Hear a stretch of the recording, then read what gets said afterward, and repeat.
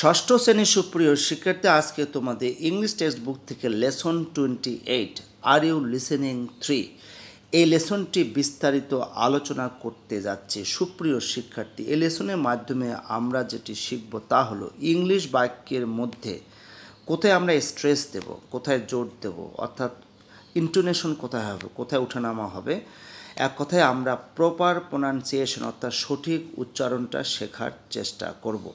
প্রথমে পড়ে নিচ্ছি এই অ্যাক্টিভিটিতে কী নির্দেশনা দেয়া রয়েছে। Listen to and say the following words.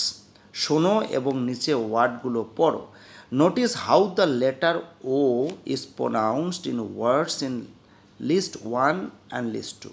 List 1 এবং লিস্টে 2 এর মধ্যে দুটি লিস্টের মধ্যেই কিন্তু যে শব্দগুলো আছে তার মধ্যে ভায়েল ও আছে। ও থাকা সত্ত্বেও দুটার ক্ষেত্রে দুই রকম উচ্চারণ হবে। আমরা একটু খেয়াল করি। যেমন প্রথমে আছে HOP, এটা উচ্চারণ হচ্ছে hop, hop, HOP, hop. Hop মানে হচ্ছে এক পায়ে লাফানো। HOPE, এটা উচ্চারণ হবে হোপ। দেখুন শিক্ষার্থীরা, HOP এখানেও ও আছে, এখানেও ও আছে, কিন্তু প্রথমটা উচ্চারণ হচ্ছে হপ, পরেরটা উচ্চারণ হচ্ছে হোপ। হোপ অর্থ হলো আশা করা। এরপরে রব, ROB, রব। রব মানে হচ্ছে ডাকাতি করা, দস্যুতা করা। এবং এখানে ROB রয়েছে, এটা উচ্চারণ হবে রোপ। এর অর্থ হলো ঢিলে ঢালা পোশাক। অনেক ক্ষেত্রে মেয়েরা বোরখা পরে, এইটি কিন্তু এক ধরনের রোপ অর্থাৎ ঢিলে ঢালা পোশাক। এরপরে হচ্ছে এখানে দেয়া আছে নট।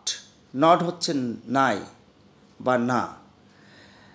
এবং এখানেও NOT রয়েছে, এটা উচ্চারণ হবে নোট। নোট মানে নোট লেখা, একটা কোনো কিছু লেখা, এটাকে বলা হয় নোট।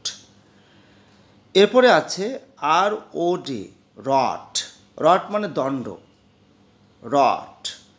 কিন্তু এখানে বানানটা দেখো, ROD, এটা উচ্চারণটা হবে রোট।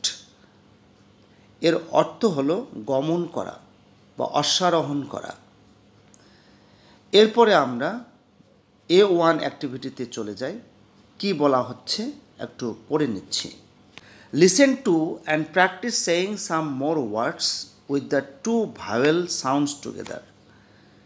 বলা হচ্ছে যে কিছু ওয়ার্ডস রয়েছে যেখানে 2টা ভায়োল সাউন্ড। আমরা জানি ভায়োল হচ্ছে 5টি, AEIOU। তার মধ্যে 2টা ভায়োল সাউন্ড একত্রে উচ্চারিত হয়, এটাকে বলা হয় diphthong.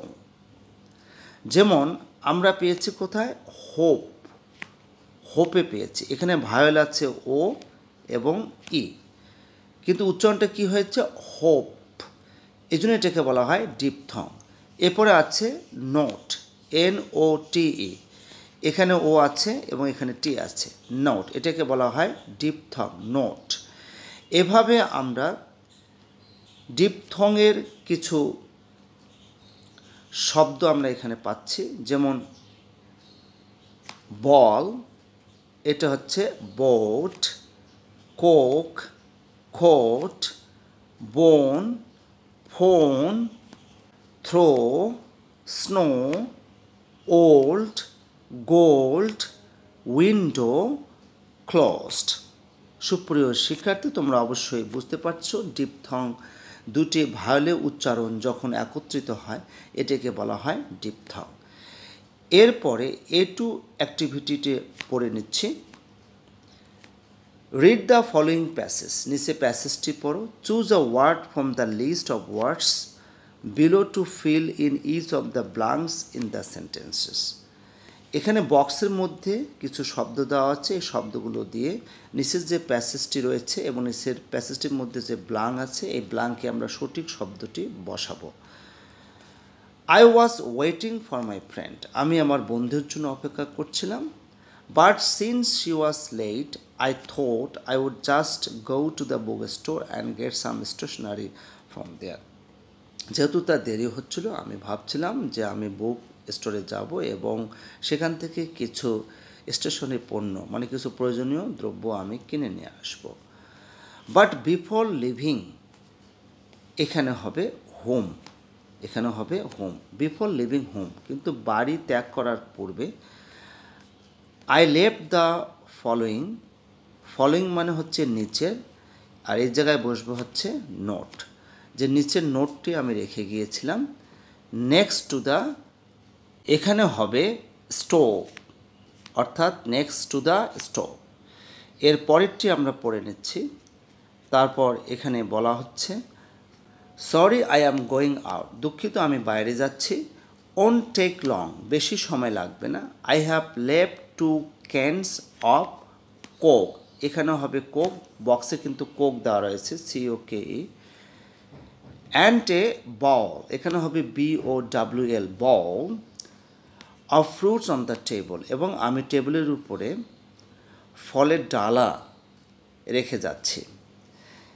There is a box of biscuits near the bed, বিছানার পাশে এক বক্স বিস্কুট রয়েছে। ডোন্ট ফরগেট টু, এখানে হবে close, close the lid, lid মানে হচ্ছে ঢাকনা, যে শক্ত করে বাক্সটির ঢাকনা বন্ধ করার জন্য ভুলে যেও না। টাইটলি মানে শক্ত করে।